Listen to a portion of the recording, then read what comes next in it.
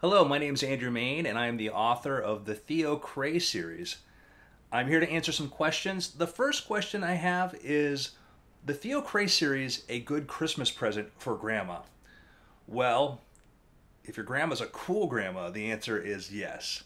I think they'll probably love it. I get a lot of email and messages from grandmothers who like these books. They seem to be very popular with people who love good mysteries.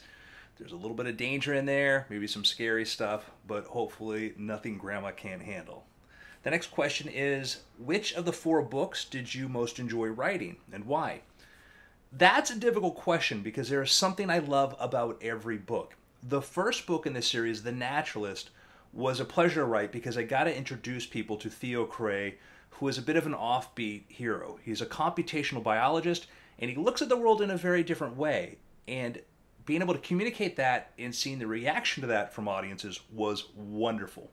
But the newest book, Dark Pattern, was really fun to write, and I love it because I put Theo on a trajectory in the first book, and Dark Pattern takes us there. If you can tell by the title, it's not all going to be happy for Theo, but it was something that I wanted to have him go through, and that book really was both challenging to write to make somebody go through all of this, but it was also rewarding. I enjoyed that because I like to do these long character arcs, set stuff up early on in one book, and then a few books down the road, bring it to its conclusion, and then bring them on to the next chapter in their life. I got asked here, used to be a magician, can you do a trick on camera? That's challenging, but we can try something. We can try a card trick. What I want you to do right now is I want you to focus. This is a trick that really only works with very adept minds, people who are very aware. I'm going to show you some cards here, 5 cards.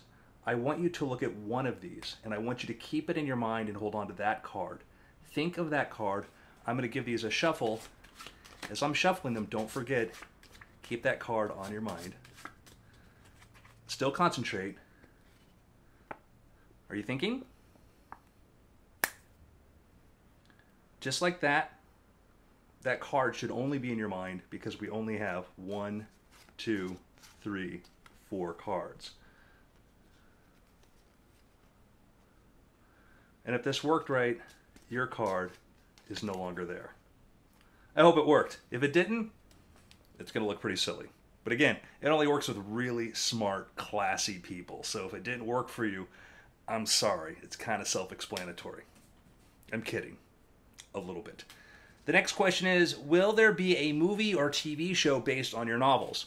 We'll see. Whenever something gets adapted, it can mean change. And I'm very, very close to my characters, both Theo and Jessica Blackwood, who, if you're not familiar with her, I think you're going to want to be after you read this newest book. And I won't go into that anymore.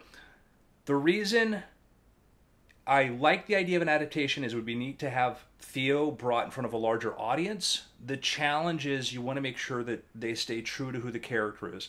And I've gone through discussions in the past with TV networks about adapting Theo, and sometimes I felt like the people who wanted to do it had a really good grasp, and sometimes I felt like they were trying to take him in a different direction than really where I wanted him to go. It's cool to see something up on the big screen, but also if it's something you're very close to, it can be frustrating if it's not done the right way. And it doesn't mean it has to be exactly the right way, but you want to make sure they're going to be true to the character. So we'll see. So this question is, you seem to know a lot about serial killers. What do your friends and family think about this hobby of yours? Fortunately, I have weird friends and weird family. Both my brother and my father were in law enforcement, so when I was a kid growing up, the dinner table was filled with conversations about cases and killers and hitmen and all that. So that was my normal. I didn't realize that maybe wasn't what took place at other kitchen tables. My friends are all kind of offbeat, so I think that's okay. As long as I don't take that too far, I think we'll be okay. We'll see. What do I want for Christmas this year? I'm not really a materialistic person. I don't really want anything other than, just to know that the people who are close to me, that I love them, and the people around me that I care about them. That's what I want. Maybe it means getting a little bit out of my shell as a writer and spending more time talking to people. Of course, I'm writing a book right now, which is going to take me through Christmas, so I've got to make a point to stop and actually celebrate the holiday.